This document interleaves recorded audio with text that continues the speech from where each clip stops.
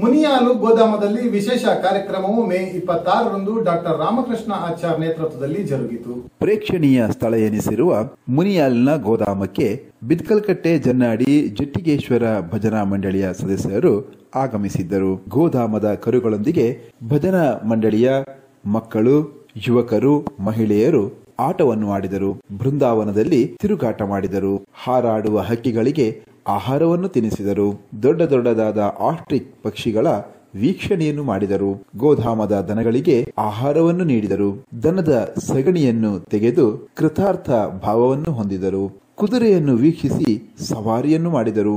ಮೀನು, ಬಾತುಕೋಳಿಗಳ ವೀಕ್ಷಣೆ ಮಾಡಿದರು. ತರಕಾರಿ ಗಿಡಗಳ ವೀಕ್ಷಣೆಯನ್ನು ಮಾಡಿದರು.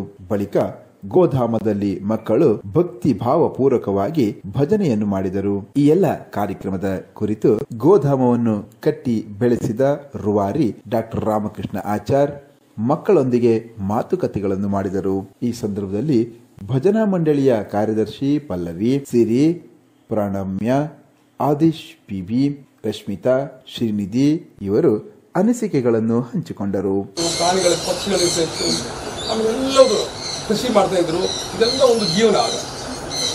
ಈಗ ಜೀವನ ಏನಾಗಿದೆ ಅಂತ ಹೇಳಿದ್ರೆ, ನಾವು ಒಂದು ಮೊಬೈಲ್ನಲ್ಲಿ ಕೂತ್ಕೊಂಡ್ರೆ ಬೆಂಗಳೂರಿಗೆ ಹೋದರೆ ನಮ್ಮ ಜೀವನ ಅಂತ.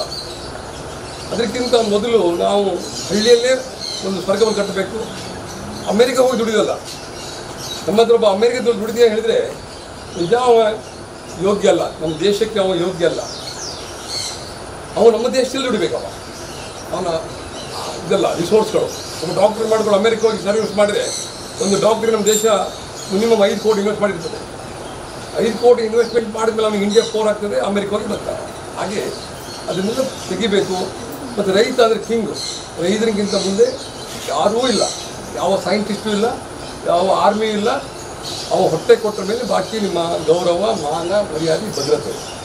ಅವ ಶ್ರೀಮಂತ ಮಾಡೋದಿಗೆ ಅಂತ. ಅವ ಬೆಳಿಗ್ಗೆ ಎದ್ದು ಇವತ್ತು ಜೈ ಹಾಕ್ಲಿಕ್ಕೆ ಹೋಗೋದು, ಕೋಳಿಕಟ್ಟೆ ಹೋಗೋದು, ಕಂಬಳಕ್ಕೆ ಹೋಗೋದು ಅಂತೆಲ್ಲ ಅವನ ಸಾಧನೆ ಅಲ್ಲ. ಅವು ಕೃಷಿನ ಹೇಗೆ ಮಾಡಬೇಕಂತ. ಕೃಷಿನ ರಬ್ಬರ್ ಹಾಕೋದು, ಅಡಿಕೆ ಹಾಕಿ ಹೋಗೋದಲ್ಲ. ಪ್ರತಿಯೊಂದು ಇದರಲ್ಲಿ ಕೂಡ ಕೋರ್ಸ್ ಬರಬೇಕು. ನಮ್ಮ ಕಾನ್ಸೆಪ್ಟ್ ಹೇಗೆಂದರೆ, 1 ಎಕರೆ ಜಾಗ ಇದ್ದರೆ 1 ಎಕರೆ ಜಾಗದಲ್ಲಿ ನೀವು ವರ್ಷಕ್ಕೆ 1 ಕೋಟಿಗೆ ಎಷ್ಟು ಮಾಡಬೇಕು? 1 ಕೋಟಿ ಗೇನ್ ಮಾಡೋದು ಇಡೀ ವರ್ಲ್ಡಲ್ಲಿ ಇರೋದು ಇಸ್ರೇಲ್ ಮಾತ್ರ. ಇಸ್ರೇಲ್ ಅವ್ರದ್ದು ಹೇಗೆಂದರೆ, 1 ಸ್ಕ್ವೇರ್ ಫೀಟಿಗೆ $1 ದುಡಿಬೇಕಂತ ಅವರು 60 ವರ್ಷದಿಂದ ಅದನ್ನು ಚಿಂತಿಸಿ ಅವರು ಅದನ್ನು ಡೆವಲಪ್ ಮಾಡ್ತಾರೆ. ಇವತ್ತು ಅವರು 1 ಸ್ಕ್ವೇರ್ ಫೀಟಿಗೆ $1 ದುಡಿತಾ ಇದ್ದಾರೆ ಕೃಷಿಯಲ್ಲಿ. ಅಂದರೆ 1 ಎಕರೆಗೆ 45,300 ಸ್ಕ್ವೇರ್ ಫೀಟ್ ಆಗ್ತದೆ, 38 ಲಕ್ಷ ಆಗ್ತದೆ. ನನ್ನ ಕಾನ್ಸೆಪ್ಟ್ ಅಂದರೆ 1 ಎಕರೆಗೆ 1 ಕೋಟಿಯನ್ನು ನೀವು ಇಲ್ಲೇ ದುಡಿಬೇಕು. ಭಾಳ ಸಿಂಪಲ್. ಇವತ್ತೇನೆಂದರೆ ಮಕ್ಕಳಿಗೆ ಬೆಳಿಗ್ಗೆ ಪ್ಲ್ಯಾನ್ ಮಾಡಬೇಕು. ಯಂಗ್ಸ್ಟರ್ಸ್ ಇವತ್ತೆಲ್ಲ SLC ಇರ್ತಾರೆ. ಇಲ್ಲಿ SLC ಅವರು ಎಷ್ಟು ಇದ್ರಿ? SLC ನಿಮಗಿದು ಒಳ್ಳೆ ಪಾಠ ಇದೆ. ಇವತ್ತಿನ ಮಕ್ಕಳ ನೇಚರ್ ಹೇಗೆಂದರೆ, ಬೆಳಗ್ಗೆ ಮುಂಚೆ ಪ್ಲ್ಯಾನ್ ಮಾಡಬೇಕು, ಮಧ್ಯಾಹ್ನ ಟೊಪ್ಪಿ ಹಾಕಬೇಕು, ರಾತ್ರಿ ಮಜಾ ಮಾಡಬೇಕು, ಬೆಳಿಗ್ಗೆ ಸೆಲ್ಫಿ ಲೈಕ್ ಬರಬೇಕು. ಇದು ಜೀವನ ಆಗೋಗಿದೆ. ಯಾಕಂದರೆ ಮಿಗಿಲಾದ ಜೀವನ ಇದೆ. ಹಿಂದಿನವರು ತಪಸ್ ಮಾಡಬೇಕು, ತಪಸ್ ಮಾಡೋದು, ಸಾಧನೆ ಮಾಡೋದು. ಅದು ಹೇಗೆಂತ ಹೇಳಿದರೆ, ನೀವು SLC ಹೋಗುವಾಗ ಇಲ್ಲಿ ನಾವು ಗಿಡ ಹಾಕಿದ್ವಿ, ಸಾಗುವಾನಿ. ಒಂದು 350 ಸಾಗುವಾನಿ ಹಾಕು. ಎಷ್ಟು? 350 ಸಾಗುವಾನಿ ಹಾಕಿದರೆ ನೀವು ಸರಿಯಾಗಿ ನೋಡಿಕೊಂಡ್ರೆ SLC PUC ಬರುವಾಗ 2 ವರ್ಷ ಇಷ್ಟಪ್ಪ ಆಗ್ತದೆ. PUC ಬರುವಾಗ ನೀವೇನು ಮಾಡ್ಬೋದು, 3 ಕಾಳುಮೆಣಸು ಬಳ್ಳಿನ ಹಾಕಿದರೆ ನೀವು ಡಿಗ್ರಿ ಮುಗಿಸಿ ಬರುವಾಗ ನಿಮಗೆ 2 kg ಕಾಳುಮೆಣಸು ಬರ್ತಿದ್ದು ಒಂದು ತೋರಿಸ್ತೀವಿ ನಾವು. ಯಾವುದೇ ನಿಮ್ಮ ಯೂನಿವರ್ಸಿಟಿಯಲ್ಲಿ ಕ್ಲಾಸ್ ರೂಮಲ್ಲಿ ಕೊಟ್ಟು ಟಚ್ಗೆ ನೋಡುವಂಥ ಡಿಗ್ರಿ ಅಲ್ಲ. ಅವನಿಗೆ ವರ್ಷಕ್ಕೆ ಒಂದು 12 ಲಕ್ಷ ಬಂದರೆ 1 ಲಕ್ಷ ತಿಂಗಳು ಸಿಕ್ಕಿದರೆ ಅವನ ಜೀವನ ಸ್ಟಾರ್ಟ್ ಆಗ್ತದೆ. ಅವನಿಗೆ ಯಾವ ತಂದೆ ತಾಯಿದ್ದು ಡಿಪೆಂಡೆನ್ಸ್ ಇಲ್ಲ, ಆರ್ಥಿಕ ಸಮಸ್ಯೆ ಇರೋದಿಲ್ಲ. ಅವನು 5 ದನವನ್ನು ಸಾಕಿದರೆ, ದೇಶದ್ದು ದನ ಸಾಕಿದರೆ, ಅದರಲ್ಲಿ ಯಾವ ದನ ಸಾಕಬೇಕು, ಹೇಗೆ ಸಾಕಬೇಕು ಅನ್ನೋ ಬಗ್ಗೆ ಮಾಹಿತಿ ನಾವು ಕೊಡ್ತೀವಿ. 5 ದನ ಸಾಕಿದರೆ ಒಂದು ದನ 2,000 ಲೀಟರ್ ಹಾಲು ಬರ್ತದೆ. ಎಷ್ಟು ಬರ್ತದೆ? 2,000 ಲೀಟರ್ ಹಾಲು ಬರ್ತದೆ. ತುಪ್ಪ ಮಾಡಿದರೆ ತುಪ್ಪ ಮಾಡಿದರೆ ಇವತ್ತು 3,000 ರೂಪಾಯಿ ತುಪ್ಪ ಹೋಗ್ತದೆ. ಎಷ್ಟು ಹೋಗ್ತದೆ? 2,000 ಲೀಟ್ರನ್ನು ಪ್ರೋಸೆಸ್ ಮಾಡಿದ್ರೆ 27 ಲೀಟ್ರಿಗೆ 1 kg ತುಪ್ಪ ಬರ್ತದೆ. ಇದಕ್ಕೆ 3,000 ರೂಪಾಯಿ ಬೀಳ್ತದೆ. ನಾವು 3,000 ರೂಪಾಯಿ ಸೇಲ್ ಮಾಡ್ತೀವಿ. 3,000 ಅಂದರೆ 80 kg ತುಪ್ಪ ಬರ್ತದೆ. 8 3 24 2.4 ಲ್ಯಾಕ್ ರೂಪೀಸ್ ತುಪ್ಪದಲ್ಲಿ ಬರ್ತದೆ. ನಾವು ಮಕ್ಕಳಿಗೆ ಕೆಮಿಕಲ್ ಕೊಡ್ತಾ ಇದ್ದೀವಿ. ಇವತ್ತು ನೋಡಿ ಈಗ ಲಸಿ ಕೊಡ್ತೀರಲ್ಲ, ಇದು ನಮ್ಮದೇ ಉತ್ಪನ್ನ. ಆದರೆ ನೀವು ಕೂಡ ಮಾಡ್ಬೋದು, ಎಲ್ಲರಿಗೆ ಕೊಡ್ಬೋದು. ನೀವು ಮಜ್ಜಿಗೆ ಮಾಡಿದರೆ 2000 ಲೀಟ್ರನ್ನು ಮಿಕ್ಸ್ ಮಾಡಿ 5000 ಲೀಟ್ರ್ 5 ಪಟ್ಟು ಮಾಡಿ 10,000 ಲೀಟ್ರ್ ಆಯಿತು. 10,000 ಲೀಟ್ರನ್ನು ನೀವು 200 ಗ್ರಾಮ್ ಪ್ಯಾಕೆಟ್ ಮಾಡಿದ್ರೆ 50,000 ಪ್ಯಾಕೆಟ್ ಆಯಿತು. ಒಂದು ದನಗಿಂತ 50,000 ಪ್ಯಾಕೆಟ್ ಆದರೆ 8 ರೂಪಾಯಿ ಎಷ್ಟಾಯಿತು? 840 4 ಲಕ್ಷ ರೂಪಾಯಿ ಆಯಿತು. ಆಮೇಲೆ ಒಂದು ದನದ ಬ್ರೀಡ್ ಡೆವಲಪ್ ಮಾಡಿದ್ರೆ 1 ಲಕ್ಷ ಆಯಿತು. ಒಂದು ದನದ ವೇಸ್ಟನ್ನು ನಿಮ್ಮ ಜೀವಾಮೃತ ಕಂಪೋಸ್ಟ್ ಬ್ಯಾಂಕ್ ಇದೆಲ್ಲ ಮಾಡಿದ್ರೆ 2 ಲಕ್ಷ ಏನು ಮಾಡೋದು? 2 ಲಕ್ಷ 60,000, 4 ಲಕ್ಷ 6 ಲಕ್ಷ 60,000, 1 ಲಕ್ಷ 5 ಲಕ್ಷ 90, 7 ಲಕ್ಷ 90,000, 2 ಲಕ್ಷ 9 ಲಕ್ಷ 90,000 ರೂಪಾಯಿ ಆಗ್ತದೆ. 5 4 ಲಕ್ಷ ಆಯಿತು. 10 × 5 50 ಲಕ್ಷ ಆಯಿತು. ಎರಡು ಅರ್ಧದಷ್ಟು ಖರ್ಚು ಹೋದರೆ, ಅರ್ಧ 50% ನಿಮಗೆ ಎಕ್ಸ್ಪೆನ್ಸ್ ಎಲ್ಲ ಹೋದರೆ, ಅದು ಹೊಟ್ಟೆಗೆ ಹಾಕೋದು, ನೋಡ್ಕೊಳ್ಳೋದು ಇದನ್ನೆಲ್ಲ ಹೋದರೆ ನಿಮಗೆ 24 ಲಕ್ಷ ಉಳಿತು. ಕಾಳುಮೆಣಸು ಬಾಕಿ ಎಲ್ಲ 1 ಲಕ್ಷ, 12 ಲಕ್ಷ, 36 ಲಕ್ಷ, ತಿಂಗಳಿಗೆ 3 ಲಕ್ಷ ನೀವು ಗೇನ್ ಮಾಡ್ಬೋದು. ಇದು ನೀವೇನು ಮಾಡ್ತೀರಿ? ಆಗಮನಿಗೆ ಗೊಬ್ಬರ ಹಾಕ್ತೀರಿ, ನೀರು ಹಾಕ್ತೀರಿ, ಬೆಳೆಸ್ತೀರಿ. ಬೆಳೆಸಿದ ಮೇಲೆ ಒಂದು 15 ವರ್ಷ ಹೋಗುವಾಗ ಒಂದು ಮರ 80 ಸೇಫ್ಟಿ ಬರ್ತದೆ. ಎಷ್ಟು ಬರ್ತದೆ? 80 ಸೇಫ್ಟಿ ಬರ್ತದೆ. 80 ಸೇಫ್ಟಿಗೆ ಒಂದು ಸೇಫ್ಟಿಗಿನ್ನ 15 ಹೋಗ 10,000 ಹೋಗ್ತದೆ, ಜಾಸ್ತಿ ಹೋಗ್ಬೋದು. 10,000 ಹೋದ್ರೆ ಒಂದು ಮರಕ್ಕೆ 8 ಲಕ್ಷ ಆಯಿತು. ಒಂದು ಮರಕ್ಕೆ 8 ಲಕ್ಷ ಆದರೆ 300 ಮರಕ್ಕೆ ಸೇಫ್ಟಿ 24 ಕೋಟಿ ಆಯಿತು. 24 ಕೋಟಿ ಆಯಿತು. 24 ಕೋಟಿ ಬರ 60% ಕೊಂಡ್ರು ಕೂಡ 15 ಕೋಟಿ ಆಯಿತು. 15 ವರ್ಷಕ್ಕೆ 1 ಕೋಟಿ ಅದು ಸಂಪಾದನೆ ಮಾಡಿತು. ಇಲ್ಲಿ ನಿಮಗೆ ಜೀವನಕ್ಕೆ 3 ಲಕ್ಷ. ಇಲ್ಲಿ ಅಮೆರಿಕ ಬೇಕಾ, ಬೆಂಗಳೂರು ಬೇಕಾ, ದುಬೈ ಬೇಕಾ? ನಾವು ಏನೋ ಅದೋ ಇಟ್ಟು ಹೋಗ್ತಾ ಇದ್ದೀವಿ ಮುಂದೆ ಬೆಳೀತಾ ಇದ್ದೀವಿ. ಹಾಗೆ ಆ ದೃಷ್ಟಿಕೋನ ಇಟ್ಕೊಂಡು ಇನ್ನು 40 ವರ್ಷದಿಂದ ನೀವು ಬೆಂಗಳೂರು, ದುಬೈ, ಅಮೆರಿಕ ಅನ್ನೋದು ಭಾಳ ಶ್ರೀಮಂತ ಜೀವನ ಅಂತ ಹೋಗಿದ್ದೀರಿ. ಈಗ ನರಕ, ನೀರಿಲ್ಲ, ಗಾಳಿ ಒಳ್ಳೆದಿಲ್ಲ, ಟ್ರಾಫಿಕ್ಕು, ಸ್ಮೋಕು, ಅಲ್ಲಿ ಇನ್ನು ಬದುಕೋದು ಭಾಳ ದುಸ್ಸಾಹಸ. ಅದಕ್ಕೆ ನಾವು ಹಳ್ಳಿಯಲ್ಲೇ ಒಂದು ಇದು ಮಾಡಬೇಕಂತ ತುಂಬ ಕಂಟ್ರಿ, ಒಂದು 7-10 ಕಂಟ್ರಿ ನಾವು ಸ್ಟಡಿ ಮಾಡಿ ಇದನ್ನು ಡೆವಲಪ್ ಮಾಡಿದ್ದೀವಿ. ಇಲ್ಲಿ ಎಲ್ಲ ಇದೆ. ಇಲ್ಲಿ ಈ ಮಕ್ಕಳದ್ದೇನೆಂದರೆ ನಿಮ್ಮ ಜೊತೆ ಏನು ಪ್ರೋಗ್ರಾಮ್ ಅಂದರೆ, ಇಲ್ಲಿ ರಾಧಾಕೃಷ್ಣ ಗೋವಿದೆ. ಕೃಷ್ಣ ಗೋವುಗಳ ಒಂದು ಸಹವಾಸ ಮಾಡಿದ್ರಿಂದ ನಾವು ಯಾವ ಮಟ್ಟಕ್ಕೆ ಹೋದ ಅಂತ. ನೀವು ಗೋವುಗಳನ್ನು ಹೆಣ್ಣು ಮಕ್ಕಳು ಅದನ್ನು ಪ್ರೀತಿ ಮಾಡಬೇಕು, ಸಾಕಬೇಕು. ಅಲ್ಲಿಂದ ನೋಡಿ ಹಕ್ಕಿಗಳಿದೆ, ಹಕ್ಕಿಗಳನ್ನು ಸಾಕೋದ್ರಿಂದ ಏನು ಸಂಪಾದನೆ ಮಾಡ್ಬೋದು. ಮೀನಿದೆ, ಮೀನು ಯಾಕೆ ಸಂಪಾದನೆ ಮಾಡ್ಬೋದು. ಹಾಗೆ ಎಲ್ಲ ಇಲ್ಲಿ ನಾಗಬನ, ದನಗಳು. ನೀವು ಹೋಗಿ ಇವತ್ತು ದನಗಳ ಸೇವೆ ಮಾಡಬೇಕು. ಎಲ್ಲ ದೇವರುಗಳ 3 ಕೋಟಿ ದೇವತೆಗಳು ದನಗಳಲ್ಲಿದೆ. ನೀವು ಹೋಗಿ ಎಲ್ಲ ದೇವಸ್ಥಾನಕ್ಕೆ ಹೋಗೋ ಬದಲಿಗೆ ನೀವು ದನಗಳನ್ನು ಪ್ರೀತಿ ಮಾಡಿದರೆ, ಅದರ ಸೇವೆ ಮಾಡಿದ್ರೆ ನಿಮ್ಮೊಟ್ಟಿಗೆ ದೇವರು ಇರ್ತಾರೆ. ಅಲ್ಲಿಗೆ ನಾವು ದೇವ್ರ ಹುಡುಕಿ ಹೋಗುದಲ್ಲ, ದೇವ್ರ ನಮ್ಮ ಹತ್ರ ಬರ್ತದೆ ಅಂತ ಕಲ್ಪನೆ. ಹಾಗೆ ಫಿಶ್ಶು ಮತ್ತು ಆರ್ಗ್ಯಾನಿಕ್ ಫಾರ್ಮಿಂಗ್. ಇವತ್ತು ಮನೆಗೆ ಹೋಗಿ ಒಂದೊಂದು ಸೋರೆಕಾಯಿ ಕೊಡ್ತೀನಿ, ನನಗೆ ಪಾಯಸ ಮಾಡ್ತೀನಿ, ಪಾಯಸ ಮಾಡಿ ಆಯಿತಾ. ಹಾಗೆ ಒಂದು ಸಲ ನೋಡಿ ಹೋಗುವ ಆಯಿತಾ. ಅಲ್ಲಿ ಸಿಕ್ಕೋ ತುಪ್ಪ ನೀವು 1 ಲೀಟ್ರ್ ತುಪ್ಪ ಮಾಡಲಿಕ್ಕೆ 27 ಲೀಟ್ರು ಹಾಲು ಬೇಕು. ಈ ದನದ ಹಾಲು 80 ರೂಪಾಯಿ ಆಗ್ತದೆ. ನಿಮ್ಮ ಈಗ ಕಾಮನ್ ದನದ ಹಾಲು 40 ರೂಪಾಯಿ ಆಗ್ತದೆ. 40 ರೂಪಾಯಿ ಹಾಲು ಕೂಡ ನಮ್ಮ ಬೇರೆ ಬೇರೆ ಕಂಪನಿ ತಗೊಂಡು ಹೋಗ್ತಾರೆ. ತುಪ್ಪ ಮಾಡಬೇಕಾದ್ರೆ 1,200 ರೂಪಾಯಿ ಹಾಲು ಕಾಸ್ಟ್ ಆಗ್ತದೆ. ಪ್ಯಾಕಿಂಗ್ ಎಲ್ಲ ಅನ್ನುವಾಗ, ಪ್ರೋಸೆಸ್ ಅನ್ನುವಾಗ 1,500 ಆಗ್ತದೆ. 1,500 ಕಾಸ್ಟ್ ನಿಮಗೆ ಅವರು 300 ಕೊಡ್ತಾರೆ. ಹೇಗೆ ಕೊಡ್ತಾರೆ? ನೀವು ತಿಂತೀರಿ, ಭಾಳಷ್ಟು ಜನ ತಿಂತೀರಿ. ಕಮ್ಮಿ ಕೆಮಿಕಲ್ ತಿನ್ನೋದು. ನಾವು ಹೋಗಿ ಹಚ್ಕೊಳ್ಳಿ ಹೋಗುದು, ಅದು ಕೆಂಪು ಹಚ್ಕೊಳ್ಳಿ ಹೋಗುದು, ಎಲ್ಲ ಕಾಯಿಲೆಗೆ ಬದಲು ಹೋಗುದು. ಅದು ಆಮೇಳದು ನೀವು ತಿನ್ನೋದನ್ನು ಪ್ಯೂರ್ ತಿನ್ನಬೇಕು. ಅವರೇನು ಮಾಡ್ತಾರೆ ಅಂದರೆ ಅದನ್ನು ವನಸ್ಪತಿ ಮಾಡ್ತಾರೆ. ದಾಳ್ಡಕ್ಕೆ ಬಣ್ಣ ಹಾಕ್ತಾರೆ, ಆಮೇಲೆ ಪರಿಮಳ ಹಾಕ್ತಾರೆ. ನಮ್ಗೆ ಘಮ ಅಂತದೆ. ಕೆಂಪು ಎಳೆದಿರ್ತದೆ. ಅದನ್ನು ನಾವು ತಿನ್ನುವಾಗ ನಮಗೆ ಭಾಳ ಖುಷಿ. ಅದು ತಿಂದ ಮೇಲೆ ಮತ್ತೆ ಕಾಯಿಲೆ ಸ್ಟಾರ್ಟ್ ಆಗ್ತದೆ. ಹಾಗಾಗಿ ಮಕ್ಕಳಿಗೆಲ್ಲ ಹೇಳೋದು, ನಿಮ್ಮ 100 ಜನರಲ್ಲಿ 50 ಜನರಲ್ಲಿ ಒಬ್ಬರು ಕೂಡ ಈ ಜೀವನವನ್ನು ಅಳವಡಿಸ್ಕೊಂಡ್ರೆ ಒಂದೊಂದು ಹಳ್ಳಿ ಉದ್ಧಾರ ಆಗ್ತದೆ. ನಾವೀಗ ಗಾಂಧೀಜಿಯ ಗ್ರಾಮ ಸ್ವರಾಜ್ಯ ಹೇಳ್ತಾರೆ, ಅದನ್ನು ಇನ್ನು ರೀಬಿಲ್ಡ್ ಮಾಡಿದರೆ. ಮೊನ್ನೆ ಒಂದು ಇದಿದೆ ಸ್ಟ್ರಾಟಜಿ ಅಂದರೆ, ಒಂದು ಮನುಷ್ಯನಿಗೆ 400 ರಿಂದ 500 ಗಿಡ ಬೇಕು ಬದಲಿಗೆ. ನಮ್ಮ ದೇಶದಲ್ಲಿ 28 ಗಿಡ ಇದೆ. 28 ಗಿಡ ಇದೆ. ಈಗ ಟೆಂಪರೇಚರ್ ಜಾಸ್ತಿ ಆಗ್ತಾ ಇದೆ. ಈಗ ಎಲ್ಲರೂ ಏನು ಮಾಡ್ತಾರೆ, ತುಂಬ ಆಸ್ತಿ ಮಾಡ್ತಾರೆ, ಮಕ್ಕಳಿಗೆ ಆಸ್ತಿ ಮಾಡ್ತಾಯಿದ್ದಾರೆ. ಆಸ್ತಿ, ಫ್ಲ್ಯಾಟು, ಚಿನ್ನ, ದುಡ್ಡು ಹೋಗ್ತಾ ಇದ್ದಾರೆ. ಇನ್ನು 20 ವರ್ಷ ಹೀಗೆ ಹೋದರೆ ಇವತ್ತಿನ ರಾಜಸ್ಥಾನದಲ್ಲಿ 50 ಟೆಂಪರೇಚರ್, 53 ರೀಚ್ ಆದ ಕೂಡಲೇ ಆಟೋಮೆಟಿಕ್ ಬೆಂಕಿ ಹಿಡಿತದೆ. ಆಡು ಗೀಡು ಎಲ್ಲ ಬೆಂಕಿ ಹಿಡಿತದೆ. ಅದಕ್ಕೆ ಏನು ಮಾಡಬೇಕಂದ್ರೆ, ಫಸ್ಟ್ ಮಕ್ಕಳಿಗೆ ಆಸ್ತಿ ಮಾಡೋ ಬದಲಿಗೆ ಮಕ್ಕಳಿಗೆ ಬದುಕಬೇಕಾದ್ರೆ ಒಬ್ಬೊಬ್ಬ ಕೂಡ 100 ಗಿಡ ಹಾಕಬೇಕು. ತುರ್ತು ನಾವೀಗ 100 ಗಿಡ ಹಾಕಿದರೆ ಇನ್ನು 10 ವರ್ಷ ಹೋಗುವಾಗ ನಾವು ಸ್ವಲ್ಪ ಬ್ಯಾಲೆನ್ಸ್ ಆಗ್ಬೋದು. ಅದರೊಟ್ಟಿಗೆ ನಮ್ಮ ಇಂಡಸ್ಟ್ರೀಕರಣ, ಕೈಗಾರಿಕರಣ ಮತ್ತು ನಮ್ಮ ಪೊಲ್ಯೂಷನ್, ಪೆಟ್ರೋಲ್ ಬರ್ನ್ ಮಾಡುವಂಥದ್ದು ಇದೆಲ್ಲ ಕಮ್ಮಿ ಮಾಡಬೇಕು. ಅದು ಕಮ್ಮಿ ಮಾಡಿಕೊಂಡು ಪ್ರತಿಯೊಬ್ಬರು 100 ಗಿಡ ಹಾಕಿದರೆ ನೀವು 20 ವರ್ಷ ಹೋಗುವಾಗ ಇಲ್ಲಿ ಬದಲಿಗೆ ಆಗ್ತದೆ. ಹಿಂದಿನ ಬದಲಿಗೆ ಆಗೋದಿಲ್ಲ. ನೋಡಿ, ಕಂಪನಿ ಜಾಸ್ತಿ ಎತ್ತು ಹೋಗೋದು ಇಲ್ಲ. ಹಾಗೆ ಇದನ್ನೊಂದು ಜನರಿಗೆ ಒಂದು ಅವೇರ್ನೆಸ್ ಕ್ರಿಯೇಟ್ ಮಾಡಬೇಕು. ನೀವು ಪ್ರಕೃತಿಯನ್ನು ಪೂಜಿಸುವಂಥ ಒಂದು ಚಿಂತನೆ ಮಕ್ಕಳಿಗೆ ತರಬೇಕು. ಈಗ ನಾವೇನು ಮಾಡ್ತೀವಿ, ದೇವರಂತ ಹೋಗ್ತಾ ಇದ್ದೀವಿ, ಬಂದು ಮಕ್ಕಳು ದೊಡ್ಡ ದೊಡ್ಡ ಹೋರ್ಡಿಗೆ ಹಾಕೋದು, ಕಸ ಹಾಕೋದು, ಇದು ಮಾಡೋದು, ಈಚೆ ಕಂಬಳ ಗಿಂಬಳ ಕಲ್ತಿಗೆ ಹೋಗ್ತಾ ಇದ್ದೀವಿ, ಎಲ್ಲ ಕಸ ಡಂಪ್ ಮಾಡೋದು, ಅಲ್ಲಿ ಹೋಗಿ ಪ್ರಾಣಿ ಹೊಡೆಯೋದು, ಬಡಿ ಹಿಂಸೆ ಕೊಡೋದು. ಇದೆಲ್ಲಕ್ಕಿಂತ ಪ್ರಕೃತಿ, ಗಿಡ ಮರ ಬೆಳೆಸೋದು, ತರಕಾರಿ ವೆಜಿಟೇಬಲ್ ಬೆಳೆಸೋದು, ಪ್ರಾಣಿ ಪಕ್ಷಿಗಳು ಉಳಿಸೋದು, ಈ ಕಲ್ಪನೆಯನ್ನು ಜನರಿಗೆ ತರಬೇಕನ್ನೋ ದೃಷ್ಟಿಕೋನಿಟ್ಟು 5 ವರ್ಷ ಕೆಲಸ ಮಾಡ್ತಾ ಇದ್ದೀವಿ. ಈಗ ಕೋಟಿ ಇನ್ವೆಸ್ಟ್ ಮಾಡ್ತೀವಿ. ಆಮೇಲೆಲ್ಲ ಸಮಯ ಎಲ್ಲರೂ ಒಂದು ಫಂಕ್ಷನಿಗೆ ನಾವು 5 ವರ್ಷ ಯಾವ ಫಂಕ್ಷನ್ ಹೋಗಲಿಲ್ಲ, ಇದೇ ಕೆಲಸ. ಬೆಳಿಗ್ಗೆ ಬಸ್ 6 ಗಂಟೆಯಿಂದ 10 ಗಂಟೆಗೆ ಇದೇ ಕೆಲಸ ಮಾಡ್ತಾ ಇದ್ದೀವಿ. ಹೋಗಿ ಹೋಗ್ಬೋದು. ಪ್ರಾಣಿಗಳ ಮಧ್ಯೆ, ಪಕ್ಷಿಗಳ ಮಧ್ಯೆ ಬೆಳೆದದ್ದು ರಾಧಾಕೃಷ್ಣ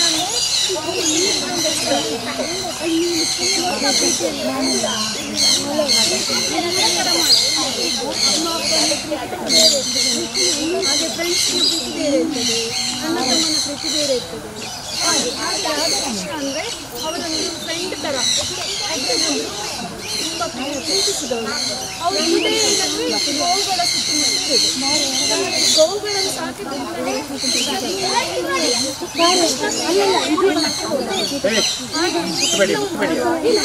ಪರಿಸರದಲ್ಲಿ ಎಲ್ಲ ಬೆಳಿಬೇಕು ಉದ್ದೇಶ ಇಟ್ಕೊಂಡು ಅದನ್ನೆಲ್ಲ ಮಾಡಿದ್ದಾರೆ.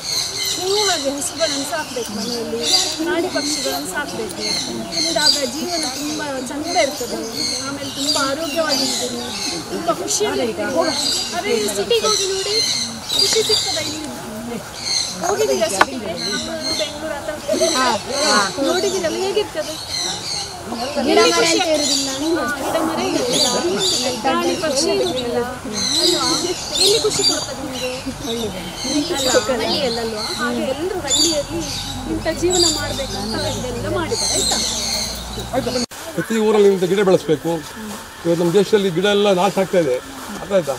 ಪ್ರತಿಯೊಬ್ಬರು 100 ಗಿಡ ಬೆಳೆಸಿದ್ರೆ ನೀವು ದೊಡ್ಡವರಾಗುವಾಗ ನಿಮ್ಮ ಗಾಳಿ ಬೆಳಕು ಎಲ್ಲ ಸಿಗ್ತದೆ. ಇಲ್ಲ ಕಮ್ಮಿ ಜಾಸ್ತಿ ಆಗಿ ಅವೆಲ್ಲ ಬರ್ನಾಗಿ ಹೋಗ್ತೀವಿ. ನಾವು 60 ತಗೊಂಡ್ರೆ ನಮ್ಮ ಶ್ವಾಸಕೋಶ ಎಲ್ಲ ಸರಿ ಆಗ್ತದೆ. ತಲೆ ಎಲ್ಲ ಹ್ಯಾಂಗ್ ಆಗಿದ್ದೆಲ್ಲ ಹೀಗಾಗಿದ್ದೆಲ್ಲ ಹೀಗಾಗ್ತದೆ, ನೆಟ್ಟಿಗಾಗ್ತದೆ. ಎಲ್ಲ ಬ್ಲಾಕ್ ಆಗಿದೆ. ಏನು ಒತ್ತಡ, ಮೊಬೈಲ್ನೆಲ್ಲ ಮುಟ್ಟಬಾರ್ದು. ದಿವಸಕ್ಕೆ ಅರ್ಧ ಗಂಟೆ, ಅರ್ಧ ಗಂಟೆ ಮುಟ್ಟೋನು ಯೋಗ್ಯ, 1 ಗಂಟೆ ಮುಟ್ಟೋನು ಮೂರ್ಖ. ಕಂಟಿನ್ಯೂ ಮಾಡೋ ಅಯೋಗ್ಯನೇ, ಮೆಂಟಲ್. ಅವ್ನು ಫುಲ್ ಮೆಂಟಲಾಗಿ ಹೋಗ್ತಾನೆ ಅವ, ಅರ್ಥ ಆಯ್ತಾ? ಎಲ್ಲ ಇನ್ನು ಟಾಸ್ಕ್ ಕೊಡ್ಬೇಕು ನಿಮ್ಮ ಟೀಚರ್ಸ್ ಎಲ್ಲ. ನಿಮ್ಮ ಮನೆಯಲ್ಲಿ ನೋಡಿ, ಇಂಥ ಒಂದು ವನ ಮಾಡಿದರೆ ಬರೀ 20 ಸೆಂಟ್ ಜಾಗ ಸಾಕು. 20 ಸೆಂಟ್ ಜಾಗ. ಇದನ್ನು ಇಲ್ಲಿ 3 ನೋಡಿದ್ರೆ ಯಾಕೆ ಹೇಳು? ಅದು ಖುಷಿಯಲ್ಲಿದೆ. ಅದನ್ನು ಖುಷಿಯಲ್ಲಿಟ್ಟರೆ ನಮಗೆ ಖುಷಿ ಇರ್ತದೆ. ಆಮೇಲೆ ಅದಕ್ಕೆ ಒಂದು ತುಂಬ ಶಕ್ತಿ ಇದೆ, ಪಾಸಿಟಿವ್ ವೈಬ್ರೇಷನ್. ಅದು ಇಲ್ಲಿ ಎಲ್ಲ ಬೇಕಾದನ್ನು ಕೊಡ್ತದೆ. ಏನು ಕೊಡ್ತದೆ? ಅದನ್ನು ನಾಶ ಮಾಡೋದಲ್ಲ, ಅದಕ್ಕೆ ಓಡೋದಲ್ಲ. ನಮಸ್ತೆ, ನನ್ನ ಹೆಸರು ಪಲ್ಲವಿ ಅಂತ ಹೇಳಿ. ನಾವು ಜಟ್ಟಿಗೇಶ್ವರ ಭಜನಾ ಮಂಡಳಿ ರಾಚನಬೆಟ್ಟು ಜನ್ನಡಿ, ಅಂದರೆ ಕುಂದಾಪುರ ತಾಲೂಕಲ್ಲಿ ಬರ್ತದೆ ಜನ್ನಡಿ. ಅಲ್ಲಿನ ಭಜನಾ ಮಂಡಳಿ, ಮಕ್ಕಳ ಭಜನಾ ಮಂಡಳಿಯಿಂದ ಬಂದಿರ್ತೇವೆ. ಅಂದರೆ ಯಾವಾಗಲೂ ನಾವು ಭಜನಾ ಮಕ್ಕಳನ್ನು ಕರ್ಕೊಂಡು ಭಜನಾ ಸೇವೆ ಹೋಗೋದು, ದೇವಸ್ಥಾನಕ್ಕೆ ಹೋಗೋದು, ಈ ಥರ ಕೆಲಸಗಳನ್ನು ಮಾಡ್ತಾಯಿದ್ವಿ. ಇದೊಂದು ಹೊಸ ಥರವಾಗಿ ಅಂದರೆ ಗೋಮಾತೆಯನ್ನು ನೋಡಬೇಕು, ಒಂದು ಸುತ್ತಲಿನ ಪರಿಸರವನ್ನು ಮಕ್ಕಳಿಗೆ ತೋರಿಸ್ಬೇಕು ಅನ್ನೋ ಕಾರಣದಿಂದ ಇಲ್ಲಿನ ಗೋಧಾಮದಲ್ಲಿ ಇರುವ ರಾಮಕೃಷ್ಣ ಆಚಾರ್ಯ ಇವರನ್ನು ಕೇಳಿಕೊಂಡಾಗ ನಮಗೆ ಸಂಪೂರ್ಣ ಒಪ್ಪಿಗೆಯನ್ನು ಕೊಟ್ಟಿರ್ತಾರೆ. ಎಷ್ಟು ಮಂದಿ ಬರ್ತಾರೋ ಅಷ್ಟು ಮಂದಿಗಳು ಬನ್ನಿ, ನಾವು ವ್ಯವಸ್ಥೆ ಮಾಡ್ತೇವೆ, ಇಲ್ಲಿ ಸಂಪೂರ್ಣ ತೋರಿಸ್ತೇವೆ ಅಂತ ಹೇಳಿ ಸ್ವತಃ ಅವರೇ ನಮ್ಮನ್ನು ವೆಲ್ಕಮ್ ಮಾಡಿ ಇಲ್ಲಿರೋ ಸುತ್ತಲಿನ ಪರಿಸರವನ್ನು ತೋರಿಸಿರ್ತಾರೆ. ಇಲ್ಲಿ ವಿವಿಧ ರೀತಿಯ ಪಕ್ಷಿಗಳನ್ನು, ವಿವಿಧ ರೀತಿಯ ಹಲವಾರು ತಳಿಯ ಗೋಮಾತೆಗಳನ್ನು ತೋರಿಸಿದ್ದಾರೆ. ಅದರ ಆಗುಹೋಗುಗಳನ್ನು, ಅಂದರೆ ಅದಕ್ಕೆ ಯಾವ ರೀತಿ ಅದರ ದನಗಳನ್ನು ಸಾಕೋದ್ರಿಂದ ಹೇಗೆ ಯಾವ ರೀತಿ ದೇಶಕ್ಕೆ ನಾವು ಕೊಡುಗೆ ಕೊಡ್ಬೋದು, ನಮ್ಮನ್ನು ನಾವು ಹೇಗೆ ಅಭಿವೃದ್ಧಿ ಮಾಡ್ಕೊಳ್ಬೋದು ಅನ್ನೋದ್ರ ಬಗ್ಗೆ ಸಂಪೂರ್ಣ ಮಾಹಿತಿಯನ್ನು ನಮಗೆ ತಿಳಿಸಿರ್ತಾರೆ. ಅದ್ರ ಜೊತೆಗೆ ಕುದುರೆ ಇರ್ಬೋದು, ಪಕ್ಷಿಗಳು, ಹಾಗೆ ತರಕಾರಿಗಳನ್ನೆಲ್ಲ ಯಾವ ರೀತಿ ಬೆಳೆಸಬೇಕು, ಮಕ್ಕಳು ಕೈತೋಟವನ್ನು ಅವರವರೇ ಕೈತೋಟ ಮಾಡಿ ಮನೆಗಾಗುವಷ್ಟು ಹೇಗೆ ಮಾಡ್ಕೊಳ್ಬೋದು ಅನ್ನೋದನ್ನು ಕೂಡ ಸಂಪೂರ್ಣವಾಗಿ ತಿಳಿಸಿದ್ದಾರೆ. ಅಂದರೆ ಒಂಥರ ಪ್ರಕೃತಿಯ ಮಡಿಲಲ್ಲಿ ಈ ಒಂದು ದಿನ ಕಳೆದಿದ್ದು ನಮಗೆ ತುಂಬ ಖುಷಿ ಕೊಟ್ಟಿದೆ ಮನಸ್ಸಿಗೆ. ಮಕ್ಕಳಿಗೂ ಒಂದು ಚೇಂಜಸ್ ಇದೆ. ಯಾವಾಗಲೂ ನಾವು ಭಜನೆಗೆ ಅಂತೇಳಿ ದೇವಸ್ಥಾನಕ್ಕೆ ಕರ್ಕೊಂಡು ಹೋಗ್ತಿದ್ವಿ, ಬರ್ತಿದ್ವಿ. ಆದರೆ ಇವತ್ತೊಂದು ಸಂಪೂರ್ಣ ದಿನ ಗೋಮಾತೆಯ ಮಡಿಲಲ್ಲಿ ಗೋಧಾಮದಲ್ಲಿ ಕಳೆದಿರುವಂಥದ್ದು ತುಂಬ ಖುಷಿ ಕೊಟ್ಟಿದೆ. ಇನ್ನು ಪೇರೆಂಟ್ಸಿಗೆಲ್ಲ ಹೇಳೋದೇನಂತ ಹೇಳಿದ್ರೆ, ರಜೆ ಸಮಯ ಬಂದಾಗ ಯಾವಾಗಲೂ ದೇವಸ್ಥಾನ, ಬೀಚು, ಹೀಗೆ ಎಂಜಾಯ್ ಮಾಡ್ಲಿಕ್ಕೆ ವಾಟರ್ ಪಾರ್ಕು ಅಂಥವುಗಳೆಲ್ಲ ಕರ್ಕೊಂಡು ಹೋಗ್ತಾರೆ ಯಾವಾಗಲೂ. ಆದರೆ ಇಂಥದ್ದುಗಳನ್ನು ತೋರಿಸಬೇಕು ಪೇರೆಂಟ್, ತಮ್ಮ ಮಕ್ಕಳಿಗೆ ಇದ್ರ ಅರಿವು ಕೂಡ ಮೂಡಿಸಬೇಕು. ಯಾಕಂತ ಹೇಳಿದ್ರೆ ನಾವು ಭಾರತೀಯ ಪ್ರಜೆಗಳು, ಹಳ್ಳಿ ಪ್ರಧಾನವಾದಂಥ ದೇಶ, ಕೃಷಿ ಪ್ರಧಾನ ದೇಶ ಅಲ್ವಾ. ಹಾಗಾಗಿ ಮಕ್ಕಳಿಗೆ ಕೃಷಿ ಬಗ್ಗೆ, ಗೋಮಾತೆಗಳ ಬಗ್ಗೆ, ಇದ್ರ ಬಗ್ಗೆ ತಿಳಿಸಿಕೊಡ್ಬೇಕಾದಂಥದ್ದು ಭಾರಿ ಅಗತ್ಯ ಇದೆ. ಇಂದಿನ ದಿನಗಳಲ್ಲಿ ಈ ರೀತಿಯ ಕೆಲಸ ಇವರು ಮಾಡ್ತಾ ಇರುವುದನ್ನು ನೋಡಿದರೆ ತುಂಬ ಖುಷಿ ಆಗ್ತದೆ. ಇನ್ನು ಇವರ ಈ ಕೆಲಸ ಇನ್ನೂ ನೂರಾರು ಜನಕ್ಕೆ ಉತ್ತೇಜನ ಕೊಡಲಿ. ಹಲವಾರು ಗ್ರಾಮಗಳಲ್ಲಿ ಇದೇ ರೀತಿಯ ಗೋಧಾಮಗಳಾಗಲಿ, ಗೋವಿನ ರಕ್ಷಣೆಯನ್ನು ಮಾಡಬೇಕಾದ್ದು ಪ್ರಮುಖ ಕರ್ತವ್ಯ. ಹಿಂದೂ ದೇವತೆಗಳಲ್ಲಿ ನಾವು ಮುಖ್ಯವಾಗಿ ಗೋವನ್ನೇ ಪೂಜಿಸ್ತೇವೆ. ಅಂಥ ಗೋಮಾತೆಗೆ ಇವರೊಂದು ತಮ್ಮ ಧಾಮವನ್ನು ಕಟ್ಟಿ ಅದನ್ನು ಪೋಷಣೆ ಮಾಡ್ತಿರುವಂಥದ್ದು ಭಾರಿ ಖುಷಿಯ ವಿಷಯ. ನಮ್ಗೆ ಇಲ್ಲಿ ಬಂದು ತುಂಬ ಖುಷಿಯಾಗಿದೆ. ಮಕ್ಕಳು ಕೂಡ ತುಂಬ ಎಂಜಾಯ್ ಮಾಡಿದ್ದಾರೆ, ಅದ್ರ ಬಗ್ಗೆ ತಿಳ್ಕೊಂಡಿದ್ದಾರೆ. ಮತ್ತು ಈಗ ಇಲ್ಲಿ ಈ ಪರಿಸರದಲ್ಲಿ ಯಾವ ಗಿಡ ನೆಡುವುದಿರ್ಬೋದು, ಮಕ್ಕಳಿಗೆ ಒಂದು ಸಗಣಿ ತೆಗೆಯೋದಿರ್ಬೋದು, ಎಲ್ಲದನ್ನ ಕೂಡ ಸ್ವತಃ ಸರೇ ಬಂದು ಮಾಡಿರುವುದು ಇನ್ನೂ ವಿಶೇಷ. ಯಾಕಂತ ಹೇಳಿದ್ರೆ ಇಲ್ಲಿ ನಮ್ಮನ್ನು ಕರೆದು ಅವರ ಕೆಲಸದವ್ರನ್ನ ಬಿಡ್ಬೋದಿತ್ತು ತೋರಿಸಿ ಅಂತೇಳಿ, ಬಟ್ ಅವ್ರು ಹಾಗೆ ಮಾಡಲಿಲ್ಲ. ಸ್ವತಃ ತಾವೇ ಬಂದು ಪ್ರತಿಯೊಂದು ಅದರ ಕುರಿತಾಗಿ ಮಾಹಿತಿಯನ್ನು ನೀಡಿದ್ದಾರೆ. ಸರ್ಗೆ ಇನ್ನೂ ಒಳ್ಳೆಯದಾಗಲಿ. ಇದು ಮೇಡಮ್ ಕೂಡ ಅಷ್ಟೇ, ಅವರ ಧರ್ಮಪತ್ನಿ, ಅವರು ಕೂಡ ನಮ್ಮೊಂದಿಗಿದ್ದು ಮಕ್ಕಳನ್ನು ತುಂಬ ಚೆನ್ನಾಗಿ ಮಾತಾಡಿಸ್ಕೊಂಡು ನಮ್ಮ ಎಲ್ಲ ಮಾಹಿತಿಯನ್ನು ತಿಳಿಸಿದ್ದಾರೆ. ಅವರಿಗೂ ಒಳ್ಳೆಯದಾಗಲಿ. ಈ ಗೋಧಾಮ ಇನ್ನಷ್ಟು ಅಭಿವೃದ್ಧಿ ಹೊಂದಲಿ. ಇನ್ನಷ್ಟು ಯಾತ್ರಿಕರು ಬಂದು ಇದನ್ನು ನೋಡಿ ಹಾಳು ಮಾಡಬೇಡಿ. ದಯವಿಟ್ಟು ಯಾವ ವಸ್ತುಗಳನ್ನು ಮುಟ್ಟುವುದಾಗಲಿ, ಕಿತ್ತುವುದಾಗಲಿ ಅಥವಾ ಪ್ರಾಣಿ ಪಕ್ಷಿಗಳಿಗೆ ಹಿಂಸೆ ಕೊಡುವುದನ್ನು ಮಾಡಬಾರ್ದು. ಆದಷ್ಟು ಸೈಲೆಂಟಾಗಿ ಇದ್ಕೊಂಡು ನೋಡಿ, ನಮ್ಮ ಕೈಲಾದಷ್ಟು ಸಹಾಯ ಮಾಡಿ ಗೋಧಾಮವನ್ನು ಅಭಿವೃದ್ಧಿಪಡಿಸುವಲ್ಲಿ ಸಹಕರಿಸಬೇಕೇ ಹೊರತು ಯಾರು ಕೂಡ ತೊಂದರೆಯನ್ನು ಕೊಡಬೇಡಿ. ಒಳ್ಳೆಯದಾಗಲಿ. ನಮಗೆ ತುಂಬ ಖುಷಿಯಾಗಿದೆ. ಅವಕಾಶ ಕೊಟ್ಟದ್ದಕ್ಕಾಗಿ ಧನ್ಯವಾದಗಳು. ನನ್ನ ಹೆಸರು ಸಿರಿ. ನಾನು ಪ್ರಾಣಿಗಳ ಕಂಡು ಖುಷಿಯಾಯಿತು. ಮೀನು, ಜಿಂಕೆ, ಮೀನು, ಕೋಳಿ ಎಲ್ಲ ಖುಷಿಯಾಯಿತು. ದನ ಎಲ್ಲ ಖುಷಿಯಾಯಿತು. ಕುದುರೆ ಸವಾರಿ ಕೂಡ ಮಾಡಿದ್ದೇನೆ, ತುಂಬ ಖುಷಿಯಾಯಿತು. ಇನ್ನೊಂದ್ಸಲ ನಾನು ಬರ್ತೇನೆ. ನಮಸ್ಕಾರ, ನನ್ನ ಹೆಸರು ಪ್ರಣಮ್ಯ. ಇವತ್ತು ನಾವು ಈ ಗೋಧಾಮಕ್ಕೆ ಬಂದು ನಮಗೆ ತುಂಬ ಖುಷಿಯಾಯಿತು. ಇಲ್ಲಿ ತುಂಬ ದನಗಳಿವೆ, ನಮ್ಮ ಮನೆಯಲ್ಲೂ ದನಗಳಿವೆ. ಆದರೆ ಇಲ್ಲಿ ಬೇರೆ ಬೇರೆ ಜಾತಿಯ ದನಗಳಿವೆ. ಮತ್ತು ಇಲ್ಲಿ ಸಸಿಗಳು, ಬೇರೆ ಬೇರೆ ಸಸಿಗಳಿದೆ. ನನಗೆ ಇಲ್ಲಿ ಬಂದು ತುಂಬ ಖುಷಿಯಾಯಿತು. ಇಲ್ಲಿ ಮೀನು, ಬಾತುಕೋಳಿ ಎಲ್ಲವನ್ನು ನೋಡಿದ್ದೀರಿ. ಇದರಿಂದ ನಮಗೆ ಖುಷಿಯಾಯಿತು.